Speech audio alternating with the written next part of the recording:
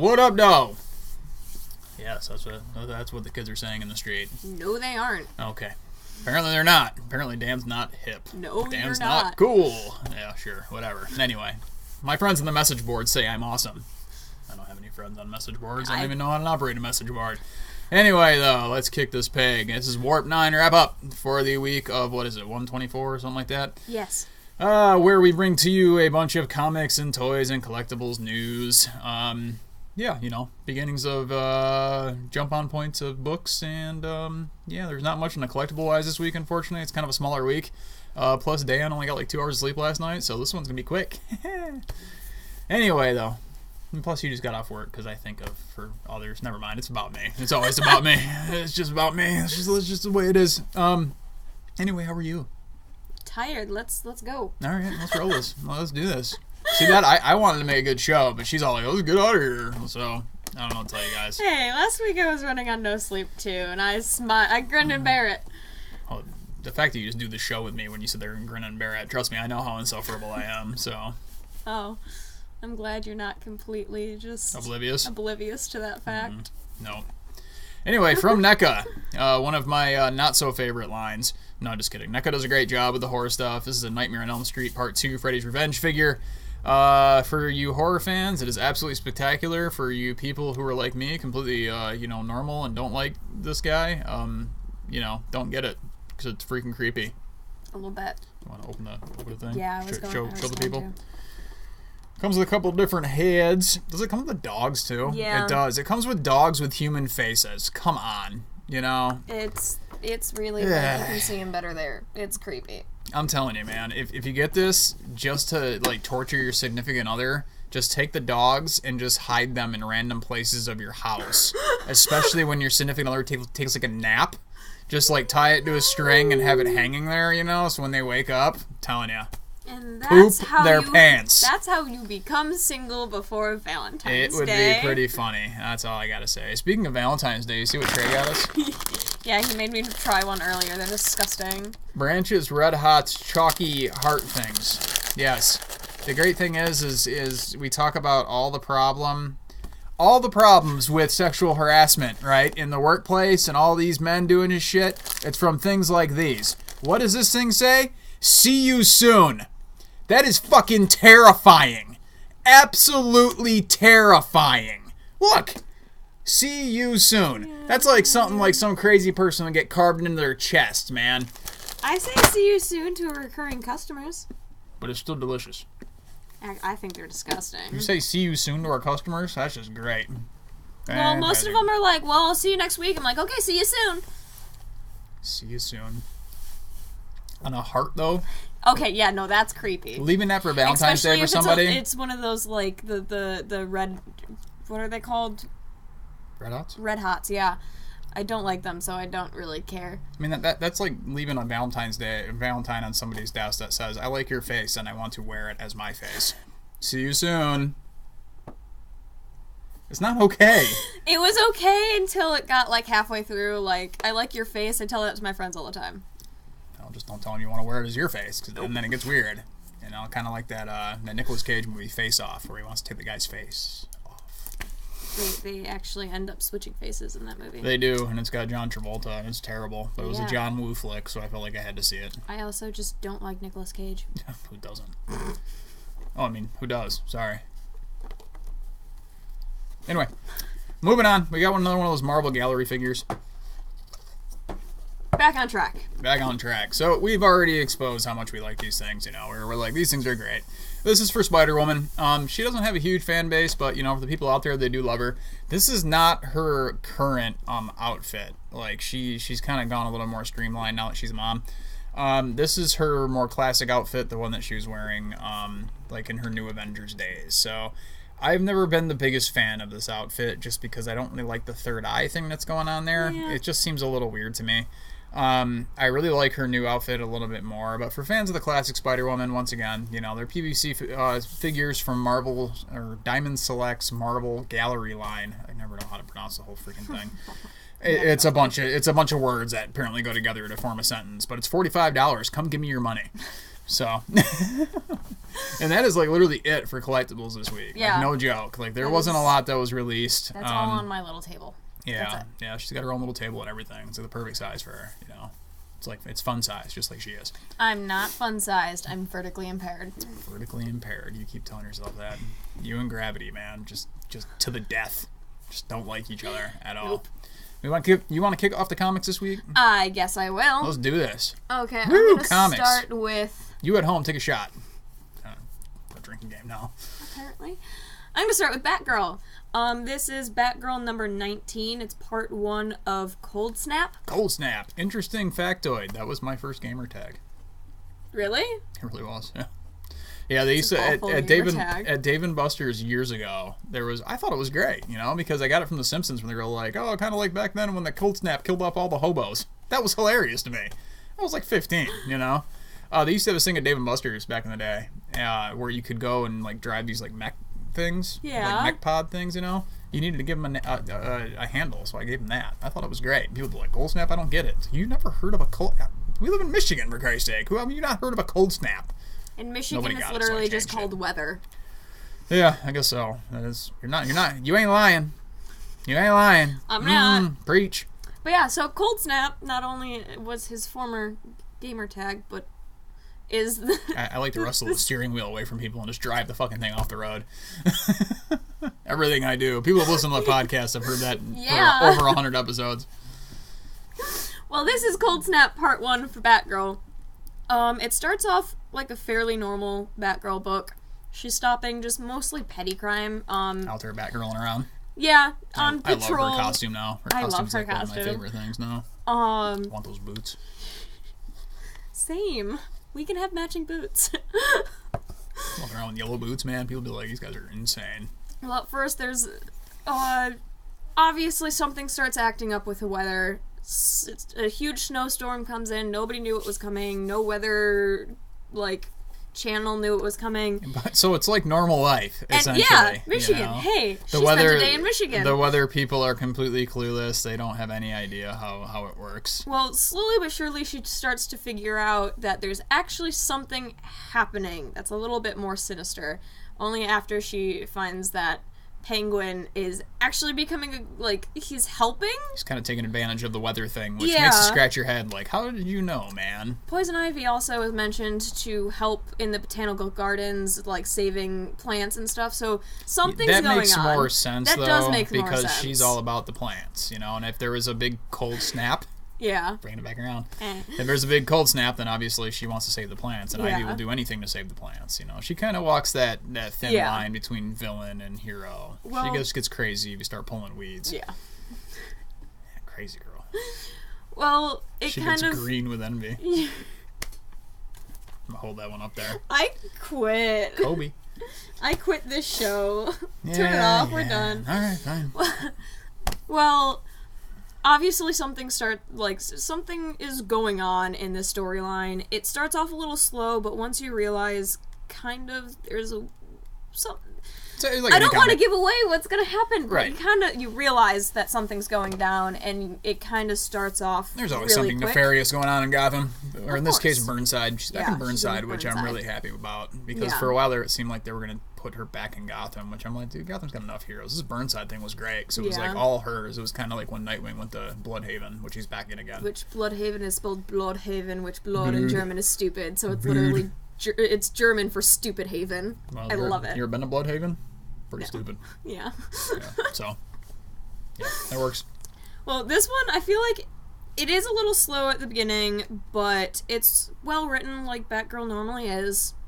And I feel like it's gonna lead into an interesting storyline, because I honestly have no clue what the heck's going on, and I love when that happens, because I'm one of those people that knows what's gonna happen right away. I can tell what's gonna happen, because... Really? Yeah, I usually can tell what's gonna happen right off the bat. What stock should I buy tomorrow? Not that. I'm talking about stories and movies. Oh, then you're useless. You're useless. Yes, I am. I would definitely suggest this one. Do we want to give credits? You want to give the props? You want to give the props? I will totally butcher all the names. If you listen to me on here? Good lord. I can't just even feel find bad. them. It's probably all the way in the back again. That's one of my big pet peeves. Hey guys, let's from DC, Marvel, Image, you all need to sit down and have a meeting and put the title pages all in one place. Stop putting them in the front, the back, 5 pages in, 20 pages in. It's not cute. It's stupid. Can we also keep this on the front of the book and not on the back, so that way when it comes to backstock, I don't have to keep pulling them out of bags? I don't even care if it's on the front or back, just all the same. Put Yes, them please. all in the exact same spot. Please and thank you. Like, they all think it's cute design-wise. Well, when you're on this side of the counter, it stops being cute when you have to stop every 5 seconds to kind of adjust what you're doing. Does that say Wild Goose? It's a great name. Well, go ahead and endear yourself to this artist. Good lord. Can't have him here on a signing. She's going to be like, you know what your name is? It's Wild Goose. Isn't that stupid? I love it. Hope Larson's the writer. She's absolutely fantastic. Chris who? Wild Goose. Wild Goose. I really hope he marries somebody with the last name of Chase and hyphenates the fuck out of that thing. Chris Wild Goose Chase. Oh, god damn it. This needs to happen.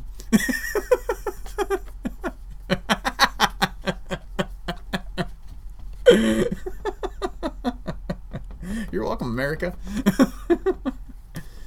Jose Marzan Jr. is on the inks. Matt Lopez is on the colors. Darren Bennett did the letters.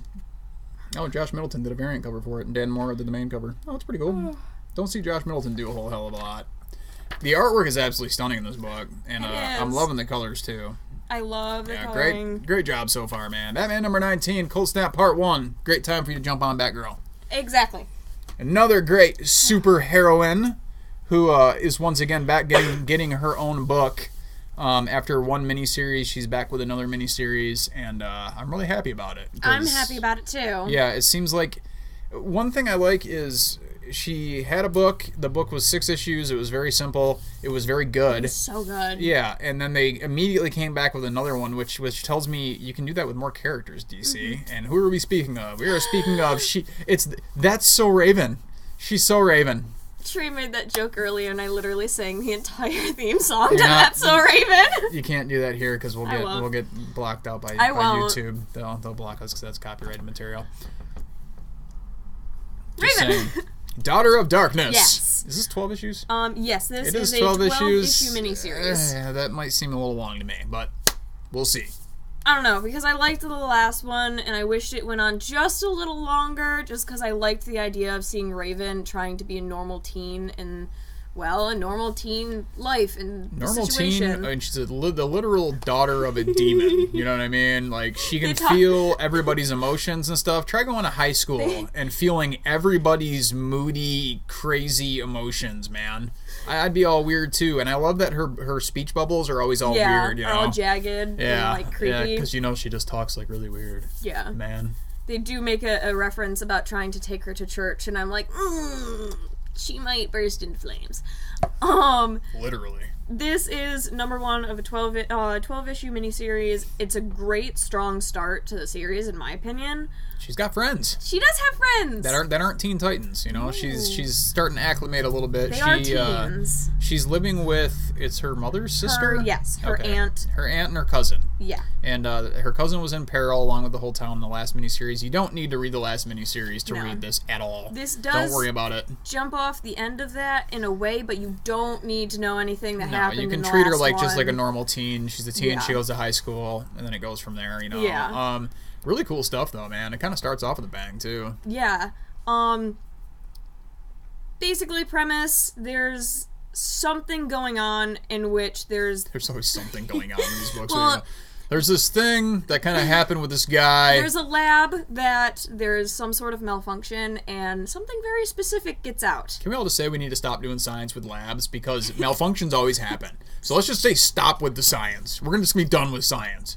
Because these malfunctions are fucking out of hand. Seriously. God damn. I will say, once it reveals what the thing is that gets loose... It's a thing. That was a creepy page. That freaked me out a little bit. It's a creepy thing.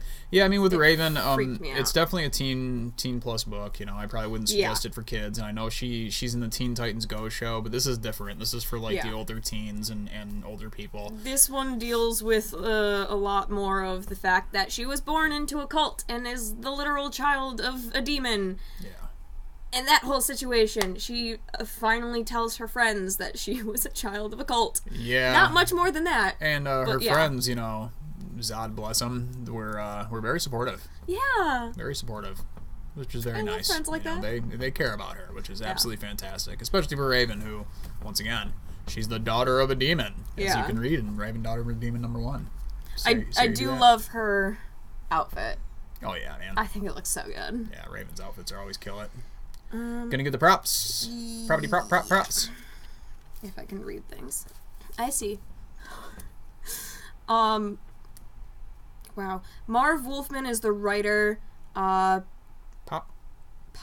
Mon. Is that Mon? Yep. Wow. Dyslexia. Pop Mon. Mon is the artist. Laverne Kinzierski is the colorist. Lettering is done by Saida Timofonte. And Yannick Beckett did the cover. Marv Wolfman's been in comics forever. Yes. He's been writing all sorts of stuff for a long time. He's actually wrote a lot of the classic Teen Titans storylines. So if anybody's gonna write a good Raven series, it's gonna be Marv Wolfman. You know. As soon as I said the name, I recognized it. I was like, wow, how did I not? Okay, yeah. whatever. Oh yeah. I mean, as soon as you read it, you're like, oh wait, Marv Wolfman. Wolfman. him and Wild Goose should just chase each other around a parking lot. I love it. Wild Goose is being chased by the Wolfman. That is my new favorite name. I just hope his Wild wife's Goose? last name is Chase. God damn, it needs to happen. Yeah, God damn, I would do that. Oh my god, if my last name was Wild Goose, I'd purposely marry someone named Chase just so I could hyphenate the name, just to really mess with the people at the DMV. Oh, it'd be so great. Welcome to the Wild Goose Chase wedding. I didn't notice that the title of this is technically Under the Hood, the girl with the anime eyes. I know, but, you know, I know Raven, Daughter of the Demon is, like, I guess know. just going to be the name of this book, but there's a sub-storyline. There's the sub-storyline title.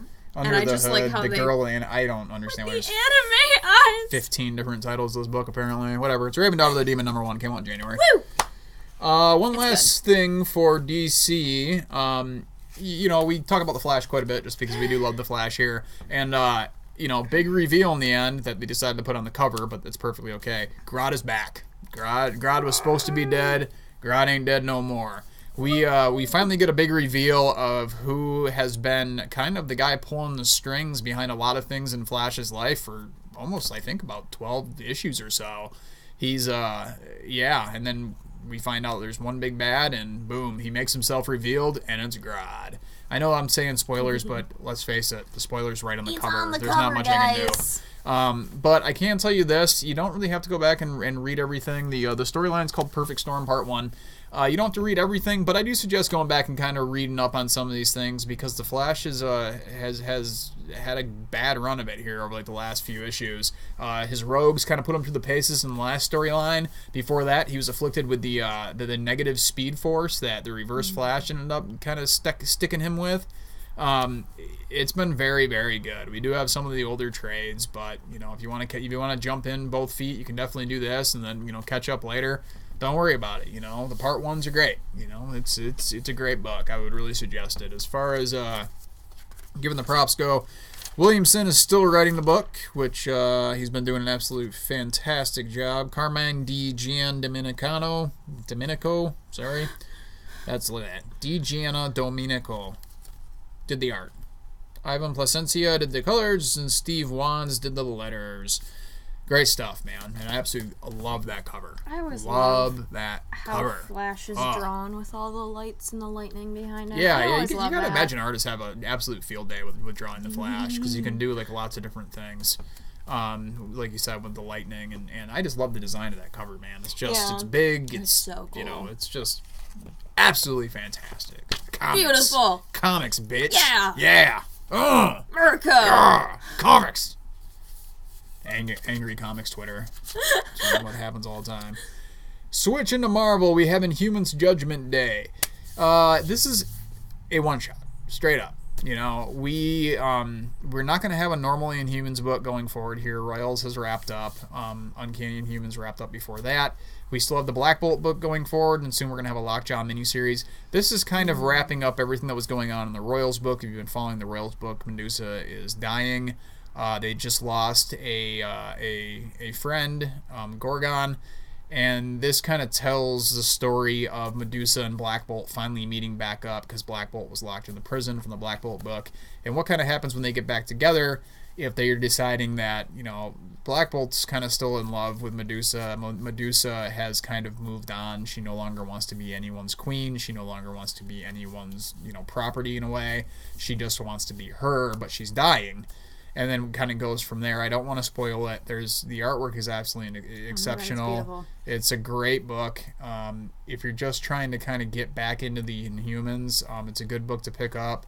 And then, you know, pick up some of the old Uncanny Inhuman stuff where, like, the last couple of years. Even Royals, the book that just wrapped up, was very, very good. Unfortunately, sales kind of just didn't really work out. And Marvel's kind of shifting away from the Inhumans now. Now that the TV show is dead and gone. And they got the X-Men back, so we'll probably see less Inhumans, unfortunately. But I will say this, to Marvel, you guys were kind of forcing Inhumans down our throats. A lot of people didn't like it. Yeah. I actually, they converted me. Because at first I didn't really care for the Inhumans very much. Now I'm a big Inhumans fan. I really enjoy reading the Inhumans. I've always loved Black Bolt, but now I love, you know, a lot of them with Medusa and Karnak and all these different things. It's been very, very good. So I'm hoping we see more of that going forward. I credit Charles Soule with quite a bit of that. And then Al Ewing wrote this issue. Oh my god, I think it's Solid You Not Dead. I can't remember the name of the man who's writing Black Bolt. I'm sorry, off the top of my head. It's, you know, tiring being, like, trying to know all this in my head. But the Black Bolt book's been very, very good. So you did convert at least one person. I'm sure you converted a few other people, Marvel. Because I'm speaking to you, Mr. and Mrs. Marvel. I'm sure there's just two people, right? They just run Marvel? Yeah, Is that the way it works? Okay. Actually, no, Cool. It's just a crazy cat lady in her basement. Oh, that's cool. Not everybody's you, man. Sleeping next to litter boxes. I'm not a crazy cat lady. I'm a dog person. Just sitting next to a dog poop. No. My dogs go outside. Anyway, though, Inhumans Judgment Day #1 is a perfect kind of ending point from the main Royals book. It's a great picking up point for Inhumans going forward. And then hopefully soon we're going to talk about the Lockjaw miniseries. Yeah, that one. Lockjaw. I love Lockjaw, man. Al Ewing was the writer. Mike Del Mundo was the artist. Kevin Labranda also did additional art. We had inks by Mark Deering and colors by Jose Villarrubia. And like I said, going forward, we will have Black Bolt #10, which is coming out in February, and then Lockjaw also coming out towards the end of February. And you know, the thing, all you need to know about Lockjaw, he's a teleporting dog that can go wherever he feels like, whenever he feels like. I love him. And him and Black Bolt have like a special like connection, so he can always find Black Bolt and he can always find his way home when he wants to, which is pretty great for a guy who can't communicate. He can't whistle or anything without blowing somebody's head up. So kind of works out pretty good. The Once and Future King storyline that we talked about on the show a while ago, we still have sets for those. It's cool because you get to see Lockjaw as a puppy. He's adorable. That big. They're holding him like this. They're holding him. He's like, how's that? That's gonna be the thumbnail. We've talked about this like the last like 3 or 4 weeks. We got another one of the Star Wars Forces of Destiny one shots. This is Ahsoka and Padme, and it's a great. If you're fans of Clone Wars, this is definitely your book. More Ahsoka. Who does not love Ahsoka Tano? And this is a Padme story without kind of the annoying way they wrote her in Clone Wars. Yeah. Never just the biggest fan of the way she's been written in the past. I like the character, and the character is insanely popular. But this is very, very good for people who haven't been into Star Wars, or you're trying to get your sons and daughters into Star Wars. These are the books for you. They are single, standalone stories. They are absolutely perfect.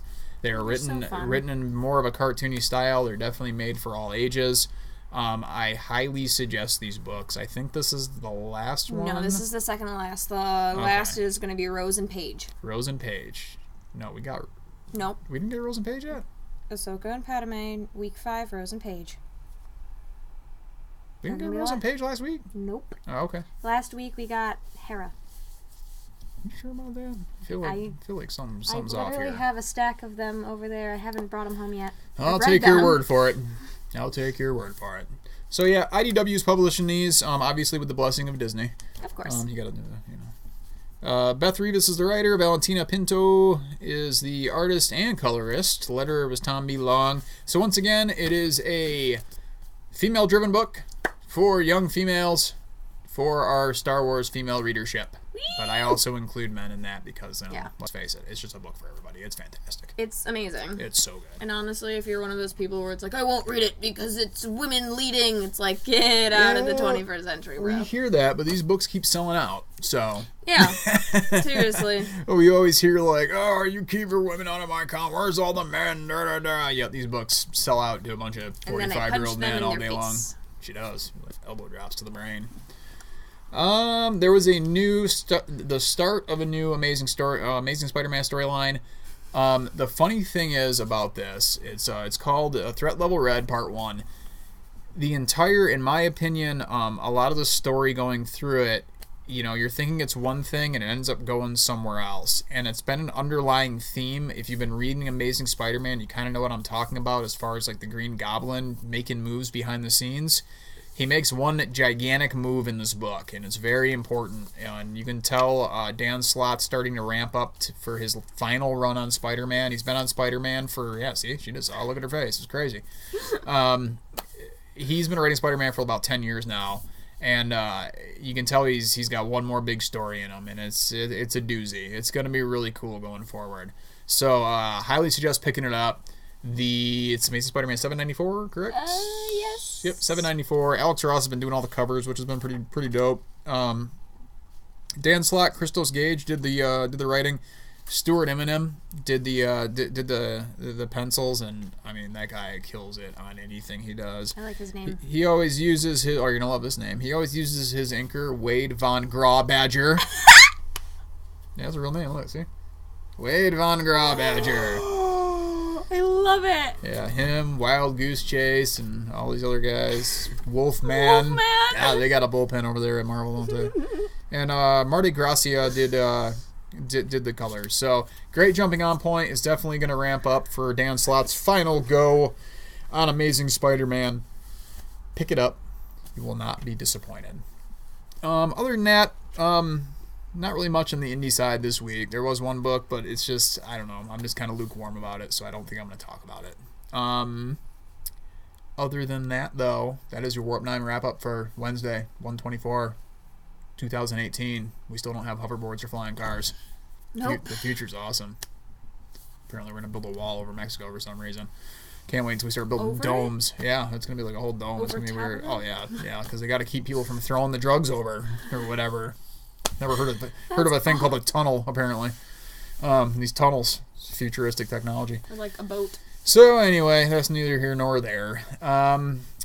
Extra Secret Podcast, there was a new episode that went up on Monday. It's a pretty good one. Me and Eric talked about all sorts of stuff. I'm going to try to get back to streaming over the next week. It probably won't be this weekend because there is a lot going on as far as like me having to watch wrestling stuff. But other than that, though, if you got any questions, you can always send it to the Extra Secret Gaming at gmail.com. Hit subscribe on the YouTube channel if you can, please. If you got a question for Tristan, well, I mean, ask Tristan. You can always just call the store. I'm here on Mondays and Thursdays. Don't call any other day because I won't be there to answer. Yeah. Nor would she probably take your call while she's here. Probably not. So. Anyway. Bye. Bye.